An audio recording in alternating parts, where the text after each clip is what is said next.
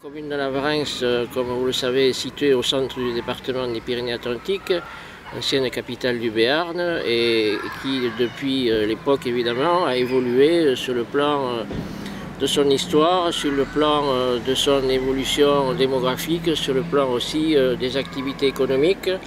et de l'activité aussi du tourisme. Alors actuellement, Navarrenx, c'est vrai, est une cité qui a conservé son authenticité sur le plan notamment de l'histoire et du patrimoine. La preuve en est, c'est que la Bastide du XIVe siècle que nous sommes, qui a évolué sur la première cité bastonnée de France et notamment l'instauration, la construction des remparts au VIe siècle, sont actuellement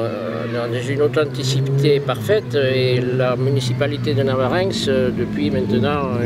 une vingtaine d'années, a souhaité effectivement privilégier ce respect du patrimoine et cette mise en valeur.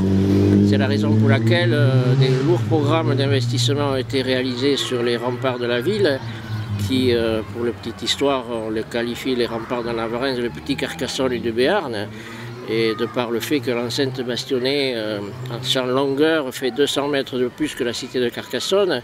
c'est une référence effectivement intéressante. Et la municipalité donc, a privilégié effectivement tout cela et qui a permis, entre autres, récemment, en 2014, d'avoir eu le privilège d'être labellisé plus beau village de France. Plus récemment, et c'est une conséquence aussi de la politique du conseil municipal, des travaux, des réalisations que nous avons faites, puisque les places de Navarrenx ont été largement restaurées, rénovées et mises en valeur, toujours dans l'esprit du patrimoine de l'époque. Plus récemment, nous avons eu le privilège aussi d'être classifié station de tourisme, qui est un label vraiment national et qui est délivré par le ministère de l'économie et des finances et qui nous permet d'avoir